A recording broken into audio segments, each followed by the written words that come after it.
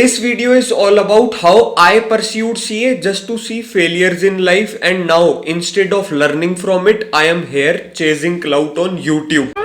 Perfect example of a बेशरम asshole. तो ये बात 2018 की है। तब मैंने कॉमर्स एज अ स्ट्रीम ली थी, ये सोच के, सही बताऊं तो सिर्फ इसलिए क्योंकि मेरे जिगरी दोस्त ले रहे थे। और मुझे अच्छे से याद है उस टाइम मैं अपने घर की शादियों वगैरह में जाता था, स्पेशली अपने रिश्तेदारों को इंटरव्यू देने के लिए। और बेटा क्या कर रहे हो आजकल? आगे का क्या प्लान है? जॉब करोगे कि ठेला चलाओगे? शादी करोगे तो कब करोगे, या फिर रंडवा ही मरना है?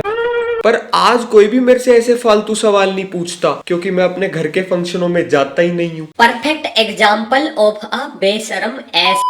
तो मैंने स्कूल लाइफ में ऐसा नहीं सोचा था कि सीए के पेपर देने हैं। तब मेरी सोच 12th बोर्ड एग्जाम तक ही थी, लेकिन फिर मार्च 2020 में मेरा बोर्ड का आखिरी पेपर कैंसिल हो गया कोविड की वजह से। तो रिजल्ट भी घर बैठे बैठे आया, और गवर्नमेंट कॉलेज मिलने की औकात थी नहीं अपनी, ऊपर से घर पे सब ऑनलाइन कर रहे थे। तो मैंने ओपन कॉलेज में ही एडमिशन ले लिया। तो साला ये दुख का खत्म नहीं होता बे। ये ना मैं अपने पर्सनल सर्वे से बता रहा हूँ, एक आध एक्सेप्शन तो हर जगह होता है, पर मोस्टली सीए के जो बच्चे हैं ना, उनमें ऐसा कोई नहीं है जिनके घर वालों के पीजी खुल रखे हैं और हर महीने किराया आ रहा है मोटा। क्योंकि एट द एंड सीए हर कोई पैसा कमाने के लिए कर रहे हैं। और अगर हम ध्यान से देखें ना, तो इसमें भी दो तरह के बच्चे आते हैं, एक जिन्हें जेन्युइनली लगाव है किताबों से, और दूसरा जिनकी कोई मजबूरी है या पीयर प्रेशर है। और इस सब में सबसे बड़ी दिक्कत यह है कि मैं अपने आप को इन दोनों कैटेगरीज में नहीं रख पा रहा, क्योंकि मेरे साथ कुछ अलग ही घटना हुई थी। ऋषु बेटा, कौन से करोड़ों के बिजनेस चल रहे हैं तेरे दिमाग में? हमें भी बता दे जरा। वो पापा अभी ना काफी सारे आइडियाज चल रहे हैं, तो सोच ही रहा हूँ अभी तो उस बारे में। ऐ शाबाश बेटा, तेरे वर्गे बच्चे चांद पे मूतने जा रहे हैं, पर तू यहीं बैठा रही हो अपने कच्चे में हाथ धरे। अरे किसी चीज में तो तेरा भी मन लगता होगा। इस हिसाब से तो मेरा मन एनिमेशन वगैरह सीखने का है। एनिमेशन है? अब आगे भी कुछ बोलो, पता नहीं क्या सोच रहे हैं। एनिमेशन के नाम पे ये लड़का घर का नाश मारेगा। तो आप ही बता दो क्या करूं, बत्रा के लड़के की तरह सीए के पेपर दे दूं?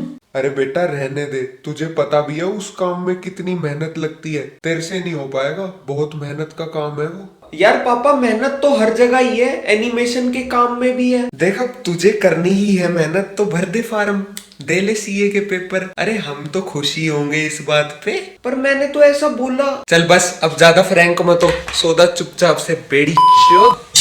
लाइट बंद कर दे। मेरे साथ पता है क्या हो रहा है? बेसिकली मेरे घर वालों ने मेरे हाथों में एक जादुई लठ दे रखा है, जिसे मैं टाइम टू टाइम अपनी गांड में डालूं, ताकि दर्द के साथ मुझे ये एहसास हो कि जो कुछ भी हो रहा है ना मेरी लाइफ में, उसमें सिर्फ और सिर्फ मेरा हाथ है।